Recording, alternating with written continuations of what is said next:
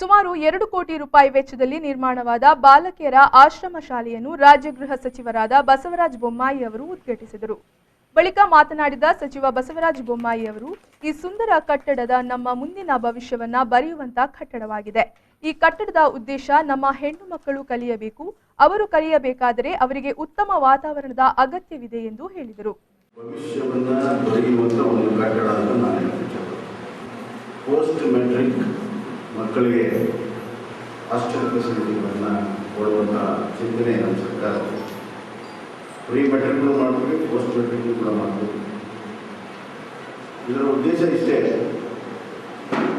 ವಿಶೇಷವಾಗಿ ಹೆಣ್ಣುಮಕ್ಕಳು ಗ್ರಾಮೀಣ ಪ್ರದೇಶದಿಂದ ಅವರಿಗೆ ಒಳ್ಳೆಯ ವ್ಯವಸ್ಥೆಯನ್ನು ಮಾಡಬೇಕು, ಅವರಿಗೆ ಓದೋದಕ್ಕೆ ಒಂದು ಒಳ್ಳೆಯ ವಾತಾವರಣ ನಿರ್ಮಾಣ ಆಗಬೇಕು, ಅವರ ಭವಿಷ್ಯವನ್ನು ರೂಪಿಸಿಕೊಳ್ಳಲು ಸಹಾಯ ಆಗಬೇಕು ಅಂತ ದೃಷ್ಟಿಯಿಂದ ಈ ಒಂದು ಯೋಜನೆಗಳನ್ನು ಸಮಾಜ ಕಲ್ಯಾಣ ಇಲಾಖೆ ಮುಖಾಂತರ ನಾವು ಮಾಡಿದ್ದೀವಿ.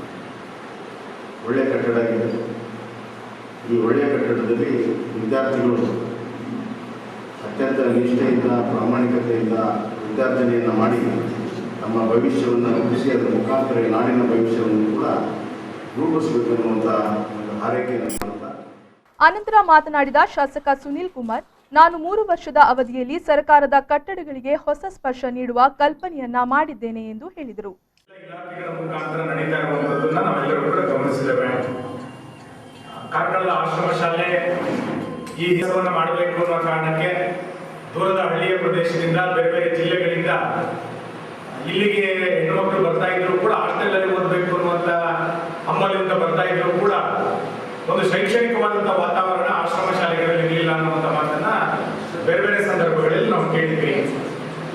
ಈ ಕಾರಣದಿಂದ ಹೊಸ ಕಟ್ಟಡವನ್ನು ನಿರ್ಮಾಣ ಮಾಡಬೇಕು ಅನ್ನುವಂಥ ಆಲೋಚನೆಯನ್ನು ಮಾಡಿ ಸುಮಾರು 2 ಕೋಟಿ ರೂಪಾಯಿ ವೆಚ್ಚದಲ್ಲಿ 1,99,00,000 ರೂಪಾಯಿ ವೆಚ್ಚದಲ್ಲಿ ಇವತ್ತೊಂದು ವ್ಯವಸ್ಥಿತವಾದಂತಹ ಆಶ್ರಮ ಶಾಲೆಯನ್ನ ಇವತ್ತು ನಿರ್ಮಾಣ ಮಾಡೋದ್ರ ಮುಖಾಂತರ ಅದರ ಉದ್ಘಾಟನೆ ಇವತ್ತು ಅಧಿಕೃತವಾಗಿ ನೆರವೇರ್ತಾ ಇದೆ. ಕೆಲಸವನ್ನು ಪಡಿತಾ ಸಮಾಜದ ಮುಖ್ಯವಾಹಿನಿಗೆ ಬರುವಂತ ಒಂದು ಒಳ್ಳೆಯ ವಾತಾವರಣ ಈ ಶಾಲೆಯಲ್ಲಿ ನಿರ್ಮಾಣ ಆಗಲಿ ಎನ್ನುವಂತ ಆಶಯವನ್ನು ಈ ಸಂದರ್ಭದಲ್ಲಿ ವ್ಯಕ್ತ ಮಾಡ್ತಾ, ಕಳೆದ 1.5-2 ವರ್ಷದಿಂದ ಕಾರ್ಕಳದ ಎಲ್ಲ ಸರ್ಕಾರಿ ಕಚೇರಿಗಳನ್ನ ಸುವ್ಯವಸ್ಥೆಗೆ ತರುವಂತ ಒಂದು ಒಳ್ಳೆಯ ಪ್ರಯತ್ನ ನಮ್ಮ ಕಡೆಯಿಂದ ನಡೆದಿದೆ, ನಿರ್ಮಾಣಗೊಳ್ತಾ ಇದೆ.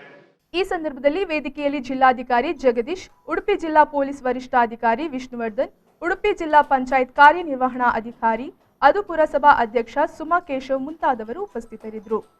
ಕೆಎಂ ಖಲೀಲ್, ವಿ4 ನ್ಯೂಸ್, ಕಾರ್ಕಳ.